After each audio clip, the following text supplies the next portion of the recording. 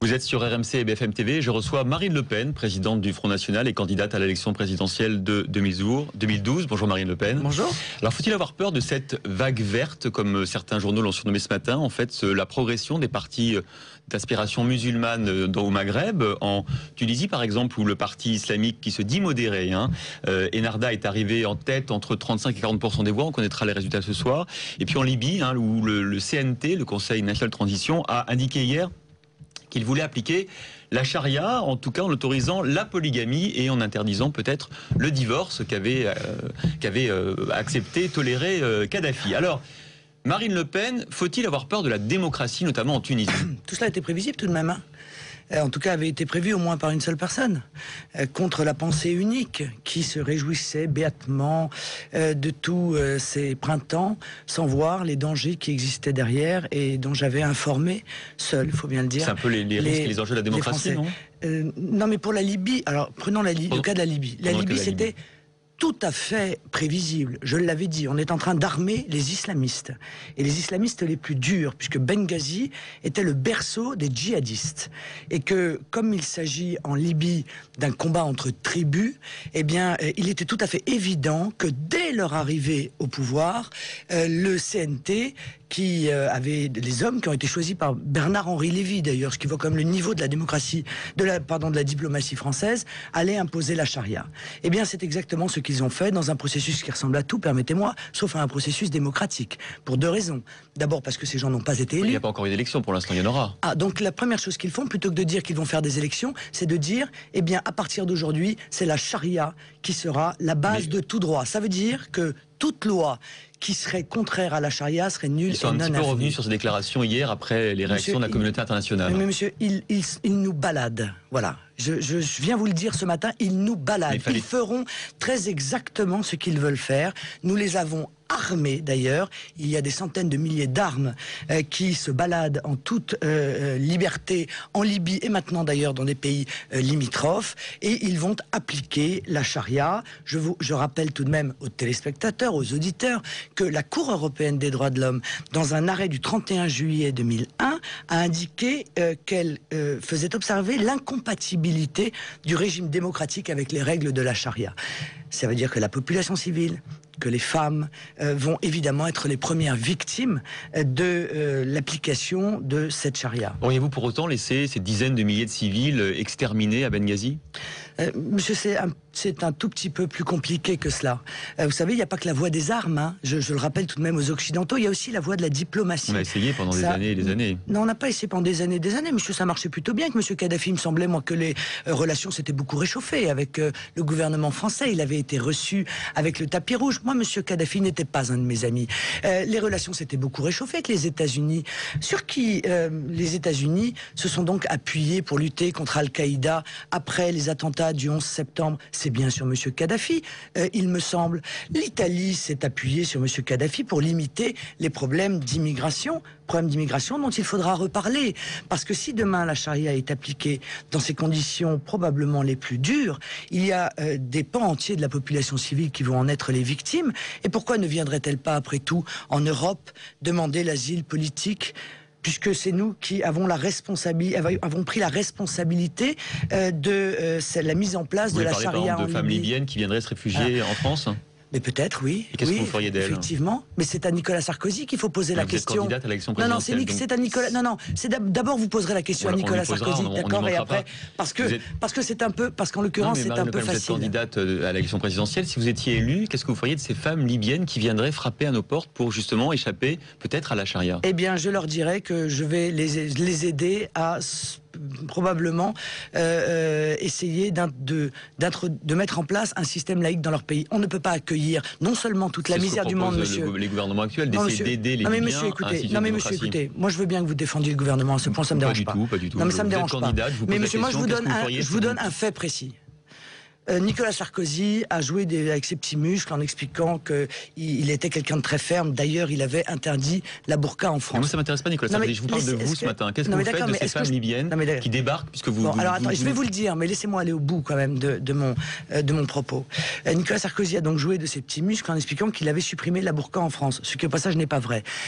Et l'on vient de dépenser... le port dans les espaces publics. L'on vient de dépenser au bas mot, parce que moi je ne crois pas M. Longuet sur parole, 300 millions d'euros pour mettre en place la charia en Libye.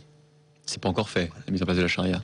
Mais c'est fait, monsieur. Ça a été décidé de manière profondément antidémocratique. C'est fait. Considérez que c'est fait. Alors, concrètement, donc vous êtes président de la République, vous avez effectivement... Non, mais je ne peux pas accueillir des gens en France aujourd'hui, parce que mon peuple souffre, que j'ai 8 millions de pauvres dont il faut que je me charge, que j'ai 5 millions de chômeurs à qui ma responsabilité m'oblige à trouver un emploi. Alors, si l'on doit accueillir ceux qui sont dans des situations économiques difficiles, ceux qui sont dans des situations sanitaires difficiles, ceux qui se voient privés de leurs droits individuels et des grandes libertés publiques, eh bien nous pouvons nous apprêter à accueillir à peu près la moitié du monde. Nous n'en avons pas les moyens, il faut le dire. En revanche, monsieur, ceux qui ont pris la responsabilité d'en arriver à cette situation, eh bien doivent être tenus, bien sûr, comme encore une fois comme responsables, et il faut que les Français en tirent les conséquences. Alors, on parlera évidemment d'économie, de chômage, de vos solutions pour résoudre la crise. Un mot quand même sur la Tunisie, où le parti islamique se dit modéré, Ennahda est arrivé en tête. On ne connaît pas encore les résultats, mais probablement près de 40%. Ça vous inquiète là aussi ou c'est différent? Mais bien sûr que ça m'inquiète. Ça m'inquiète pourquoi? Parce que je me pose la question de savoir pour quel parti ont voté les milliers de manifestants qui ont défilé il y a quelque temps en demandant justement l'instauration de la charia,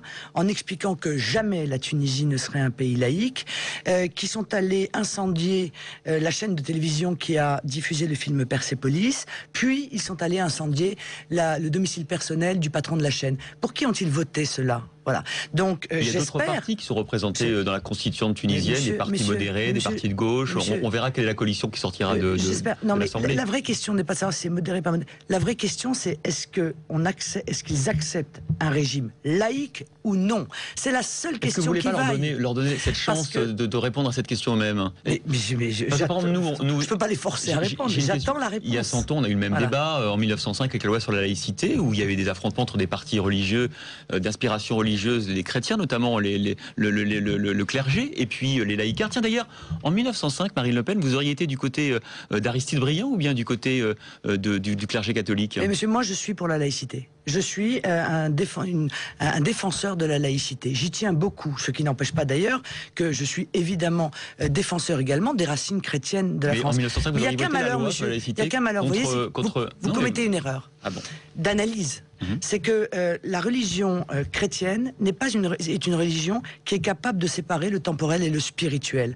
C'est-à-dire que c'est peut-être une des seules religions pour laquelle la laïcité est parfaitement compatible. Le problème ils n'étaient pas d'accord il y a un siècle. Le problème de l'islam, non mais ils n'étaient pas d'accord pour des raisons.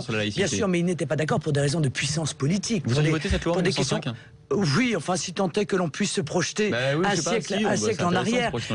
Oui, probablement, je l'aurais voté. Mais je me serais élevé contre la violence avec laquelle elle a été imposée, les spoliations qui l'ont accompagnée, notamment des biens de l'Église. Bon, mais ça, c'est un autre débat. Mais je veux dire, le problème de l'islam, c'est qu'il n'y a pas de séparation entre le temporel et le spirituel. Donc la laïcité n'est pas quelque chose de naturel. Elle doit être imposée et c'est difficile de l'imposer. Alors, j'attends de voir pour la Tunisie. J'espère bien entendu qu'ils arriveront à mettre en place un système laïque. Mais ce que je vois, c'est qu'en Tunisie, en Égypte, eh bien, pour l'instant, ce que l'on voit monter, c'est la persécution des minorités qui, avant, pouvaient vivre, c'est-à-dire notamment les chrétiens, les coptes, qui aujourd'hui vivent dans la peur et ne pensent qu'à une chose, c'est à fuir ces pays. C'est pas très bon signe. Marine Le Pen, on se retrouve dans un instant. On va parler évidemment de la crise, de l'euro, du chômage, de la dette. À tout de suite.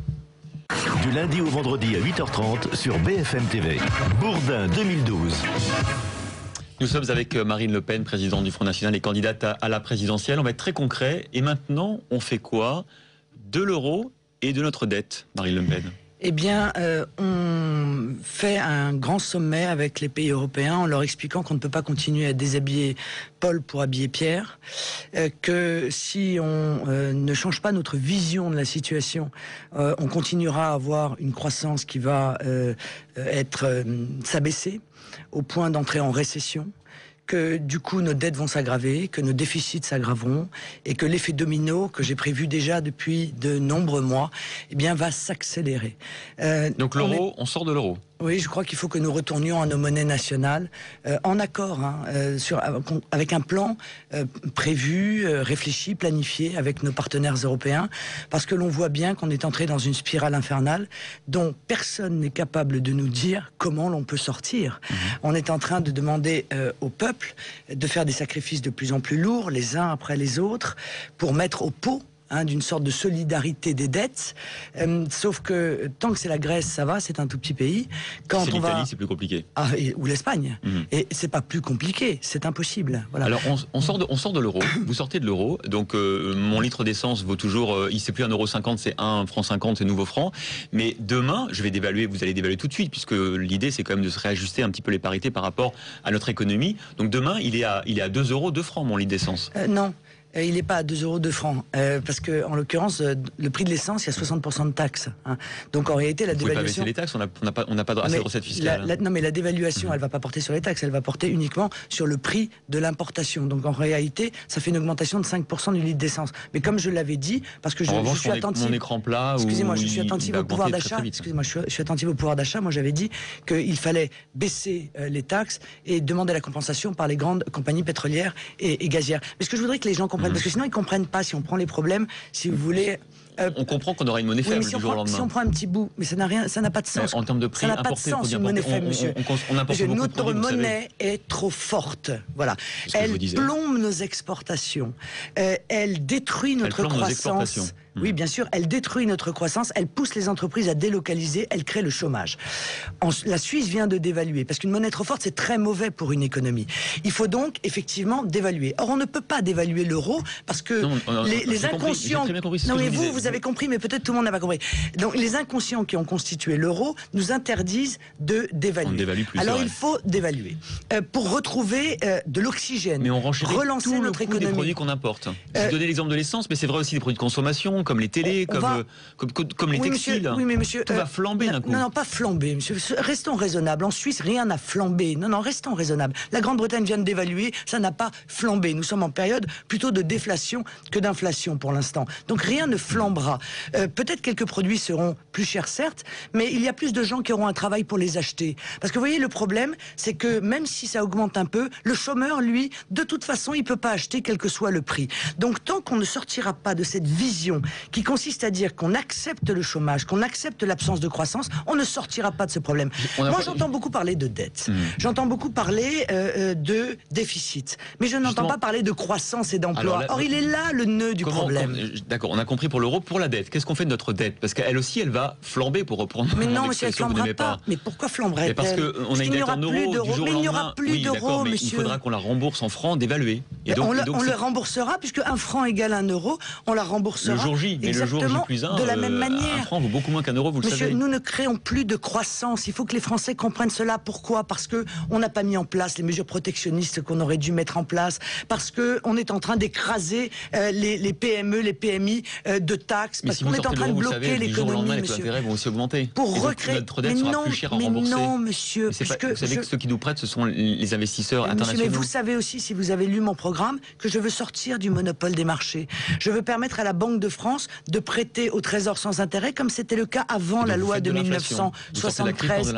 Non, monsieur. Pourquoi pas? Certains économistes prônent mais non, monsieur, ça n'est pas le cas. Surtout, je sors du monopole des marchés. Donc les marchés auront beaucoup moins de puissance et moins de pression sur moi, puisque j'aurai une autre source de financement. On peut vivre tout seul dans un pays replié sur lui-même. Monsieur, comme 95% des nations qui ont leur banque centrale, qui ont leur monnaie, monnaie, qui peuvent varier sur leur, justement, ce sont des continents, c'est les nations dont vous parlez de la Chine, vous parlez des États-Unis, vous parlez du Brésil, c'est des nations continents. 95% des pays du monde, c'est pas uniquement la Chine et les États-Unis. Il y a des pays plus petits que nous, des pays moins riches que nous, des pays plus grands que nous, des pays plus riches que nous. Il y a toutes les sortes de pays qui ont leur monnaie. Bon, or, ça leur permet d'adapter leur monnaie à leur économie pour pouvoir justement être compétitifs. Parce que si on ne peut pas agir sur la monnaie, eh bien à ce moment-là, il faut agir sur les salaires en les baissant, c'est ce qu'ils sont en train de faire en Europe.